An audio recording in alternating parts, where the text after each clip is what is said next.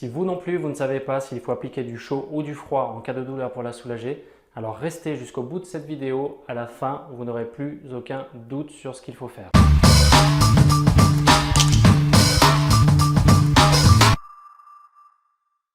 Bonjour, je suis Jean-Philippe du blog Simplement Santé et dans cette vidéo, je vais vous expliquer si vous devez appliquer du chaud ou du froid sur une douleur pour la soulager. Alors en fait, le problème est beaucoup plus simple que ce que vous pensez. Les gens me posent souvent la question de savoir justement s'il faut mettre du chaud ou du froid et se font toute une montagne du choix. Mais en fait, c'est très simple.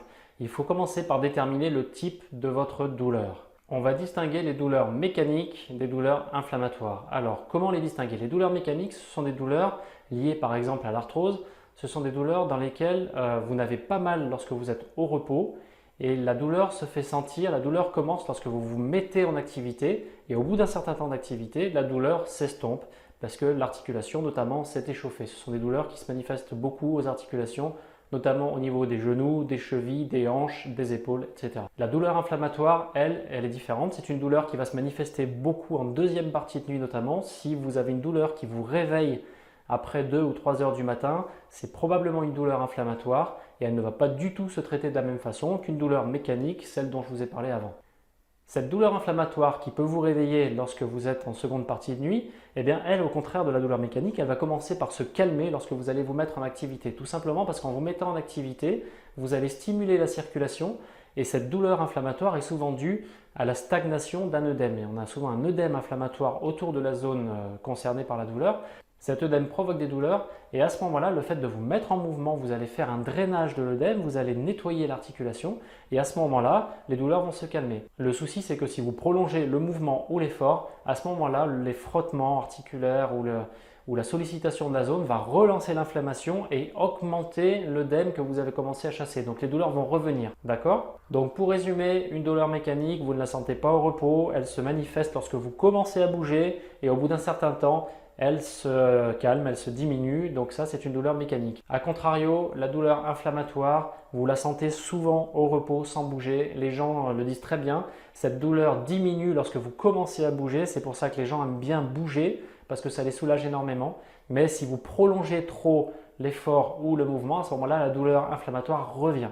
Alors maintenant, comment choisir le traitement à appliquer sur ces douleurs inflammatoires ou mécaniques? Comment choisit-on la température à mettre sur la douleur, qu'elle soit mécanique ou inflammatoire, pour traiter celle-ci? C'est très simple. Une douleur inflammatoire, comme je vous disais, il y a une stagnation de liquide, une stagnation d'œdème et éventuellement de sang dans la zone. Donc c'est une douleur qui va être chaude et celle-là, vous allez la calmer par le froid. Vous allez appliquer du froid sur ces douleurs inflammatoires pour les calmer pendant 20, 30, 40 minutes, 1 heure même si vous voulez. Vous appliquez une poche de froid que vous pouvez conserver au congélateur pour qu'elle soit prête en permanence. La douleur mécanique, c'est une douleur au contraire, comme je vous l'ai dit, qui se manifeste essentiellement au début du mouvement. Donc vous allez mettre de la chaleur, du chaud sur la zone douloureuse avant de vous mettre en mouvement. La chaleur va accentuer la circulation, améliorer la circulation, nourrir tout ce qui est ligamentaire, les téguments, enfin tout ce qui concerne la zone douloureuse et à ce moment-là, ça va assouplir la zone. Et lorsque vous allez commencer à bouger, eh bien, vous aurez beaucoup moins, voire plus du tout, les douleurs qui se manifestent habituellement au début de votre mouvement. Vous voyez donc que ce n'est vraiment pas compliqué. Pour résumer, une douleur inflammatoire, vous la sentez au repos, vous ne la sentez presque plus en début de mouvement et puis cette douleur revient si vous prolongez le mouvement. Cette douleur-là, vous la calmez avec du froid. Pour vous en souvenir, c'est tout bête. Pensez à douleur inflammatoire. Il y a une flamme, c'est du feu. Vous mettez du froid. La douleur mécanique, elle ne se manifeste pas au repos. Elle se manifeste lorsque vous commencez à bouger et puis elle va plutôt en s'estompant après. Mettez du chaud avant de bouger, vous allez voir, vous allez assouplir tous les tissus et vous n'aurez plus cette douleur en démarrant, plus ou beaucoup moins en tout cas, cette douleur en démarrant le mouvement ou l'effort. Voilà, bah écoutez, lorsque vous avez des douleurs à apaiser, il y a aussi d'autres méthodes naturelles et douces qui existent et il y en a une que j'affectionne particulièrement, c'est l'aromathérapie, c'est-à-dire l'utilisation des huiles essentielles. Il existe tout un tas d'huiles qu'il est possible de combiner entre elles pour calmer les douleurs au niveau de la tête, du ventre, au niveau articulaire, toutes les zones du corps.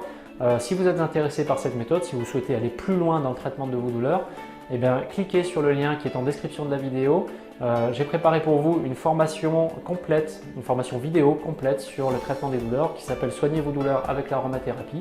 Si vous voulez découvrir le programme de cette formation, cliquez sur le lien en description de la vidéo. Moi, je vous dis à très bientôt pour une autre vidéo.